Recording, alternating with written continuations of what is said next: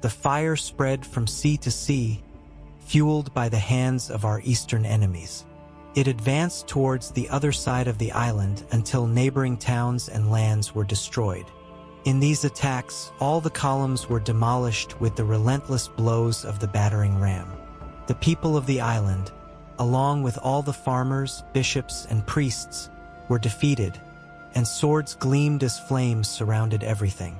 These impressive lines were not written by a historian describing the invasion of England by the Anglo-Saxons from the perspective of the Britons. Instead, they were penned by Gildas himself. Gildas was a Briton, and he likely wrote these lines with great sorrow because the burned and ruined place invaded was his own country. However, regardless, Gildas was aware that he was recording one of the most significant events in British history, illuminated by the dim candlelight of a monastery. These actions by the Angles were the story of Britain's invasion, and with this event, Britain would change forever. Before the video continues, I would like to mention an online learning platform for my valuable followers who prioritize personal development. Bogazasai Institusu is a home learning platform offering university-accredited courses. It provides online courses supporting personal development in various categories such as software, psychology, law, and foreign languages. Moreover, you can receive 3 internationally valid certificates at the end of the training and prove your competence abroad. If you want to increase your personal development and take online courses at your own learning pace, I highly recommend checking out the Bogazasai Institusu website. Also, you can find a special 50 TL coupon for chronic history followers in the description below. In the years 55 and 54 BC, during the Gallic campaigns, Gaius Julius Caesar occupied the island, but he did not establish an effective Roman rule. However, the Romans' interest in the island never diminished, and within approximately 120 years after Caesar, Britain was conquered by the Roman Empire. The local inhabitants, the Celts, were helpless against the ancient war machine. Although they occasionally dared to resist this relentless adversary, the inevitable finally happened, and the Romans became the masters of the island. After the empire arrived on the island, Romans and Britons began to live together. This situation led to the emergence of a new culture named after a Roman. Before the Romans, the locals were mostly pagan. In fact, after capturing the island, the Romans continued to adhere to pagan beliefs for a long time. However, starting from the 4th century, the Roman Empire began to convert to Christianity, which soon influenced the people of the island as well. Christianity initially spread in the eastern provinces of Rome, then moved to Europe, reaching Britain with the contributions of the Catholic Church and the Romans. By the mid-4th century, a large portion of the Britons under Roman rule had become Christians. The Romans not only brought Christianity but also constructed massive engineering structures in Britain, such as waterways, roads, aqueducts, and fortresses. These developments contributed to the rapid development of Britain, and these structures continued to stand and be used for centuries after the Romans left the island. However, another factor that left its mark on British history was the introduction of writing by the Romans. As we reach the modern era, we can say that one of the best documented periods in British history was the time of Roman rule. They kept records in Latin and managed to preserve these records. But, as everything has an end, so did the Roman domination in Britain. From the last quarter of the 4th century, the world had entered a period of great change characterized by a massive migration movement that affected the entire Europe. Before the migration period, the borders of Rome, giving to the Danube, were constantly subjected to attacks in turbulent regions. However, by the late 4th century, these borders had become almost entirely ineffective. The crisis created by the migration wave was growing every day, and the Roman Empire needed soldiers in continental Europe. Therefore, the Romans began to withdraw from Britain. Britain was at the threshold of a new era. In the early 5th century AD, the Angles and Jutes in present-day Denmark, the Saxons on the north shores of Germany, and the Frisians on the coasts of the Netherlands lived. These groups, familiar with the Romans and having fought as mercenaries in various regions of the Roman Empire, began to come to and settle in Britain before the Romans left.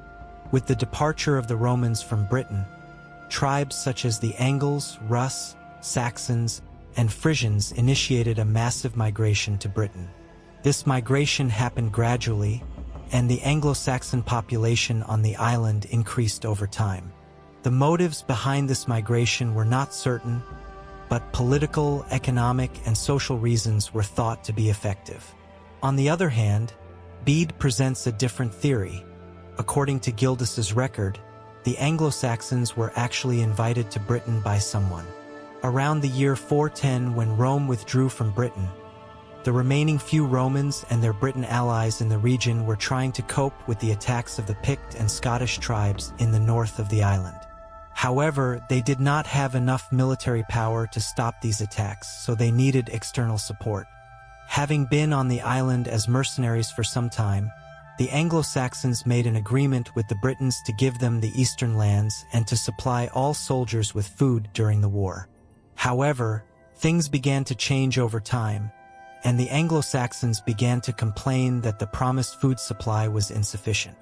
Small incidents eventually led to conflicts and, eventually, a great war that would last for years. Although peace was eventually restored, the Anglo-Saxons had taken control of a large part of present-day England. According to another source, Bede, known as a medieval English historian in his work Ecclesiastical History, which deals with the arrival of the Anglo-Saxons, mentions that the first leaders of the Angles and Jutes were two German brothers named Hengist and Horsa. These leaders had come to the island to fight against King Vortigern of Britain and had defeated the Britons there. However, the migration of the Anglo-Saxons was not complete, and thousands of migrants continued to come to the island from Europe every year. Vortigern asked the Anglo-Saxons to fight in exchange for the promised clothing and provisions, but the Anglo-Saxons, saying that there was no need for soldiers due to the increasing number of migrants, stated that they needed to return. However, the Anglo-Saxons had become accustomed to the fertile lands of Britain, and they had no intention of returning. Therefore, an agreement was made, and the city of Kent was handed over to the administration of an Anglo-Saxon named Henry, making him the first king as a result of the agreement with the Britons. However, this agreement was quite fragile, and within a few years, Vortigern attacked the Anglo-Saxons 4 times, but none of these attacks resulted in a decisive outcome. These records appear in various forms in the Hinas and Momo books that write the history of England, as well as in Anglo-Saxon chronicles. However, the historical reality of Hengist and Horsa is still a subject of debate today. Scholars have not been able to reach a consensus on the number of Anglo-Saxon migrants who came to Britain during this period. Henrik argues that the number is around 100,000 to 200,000. Brian Wards believes that the number of migrants is around 200,000, and Catherine thinks it is even closer. In this respect, it is not possible to estimate how many Saxons came to Britain. However, regardless of the numbers, by around 500, Anglo-Saxon communities had begun to emerge in South and East Britain. As a result of the migrations, 4 major kingdoms emerged in the south and east of Britain. East Anglia, Mercia, and Northumbria were among them. The Saxons had established the powerful Essex kingdom in the south. Besides these, there were 3 smaller kingdoms: Sussex, established by the Saxons in Kent, and a group-established kingdom, which, if any, had been pushed westward and settled in Cornwall and Wales. So, how did all these events culturally influence people or history? Let's talk about it a bit now. Celtic was spoken in much of the island before the invasion. The language spoken by the Anglo-Saxons was a West Germanic language, a mixture of Old Frisian and Old Saxon, which is now called Old English and was largely similar to German. However, in 1066, with the Norman invasion of England from northern France, Old English underwent a significant structural change, and many words from French were included in the language. The English used today is actually a mixture of all these languages. In addition to language, the Anglo-Saxons caused a series of changes in England. For example, they reintroduced pagan religion to Britain. We mentioned earlier that the Britons had adopted Christianity under Roman rule. After the withdrawal of the empire from the island, the Britons continued to practice this belief. However, the Anglo-Saxons were pagan, and with their arrival, pagan culture regained strength in the south and west of England. However, this change did not last for a very long time. In 597, Pope Gregory sent a missionary mission to England led by St. Augustine. King Ethelbert of Kent, who met with this mission, became the first Anglo-Saxon king to accept Christianity. Over time, other Anglo-Saxon kings and war leaders followed Ethelbert. However, the transition of the Anglo-Saxons to Christianity was not easy and occurred gradually. After the death of some Christian kings, pagan kings who embraced the belief could take their place. Additionally, while some kings continued pagan practices, they did not neglect to adopt certain Christian traditions. According to the historian Bede, in the 7th century, King Redwald of East Anglia had a temple that included both a Christian altar and pagan idols. The adoption of Christianity by the Anglo-Saxons brought about an innovation that strengthened the kingdoms. Writing had become insignificant after the Romans withdrew from Britain. In fact, one reason for the scarcity of sources during this period was this. Most of the events narrated were written after the 7th century, that is, after the spread of Christianity.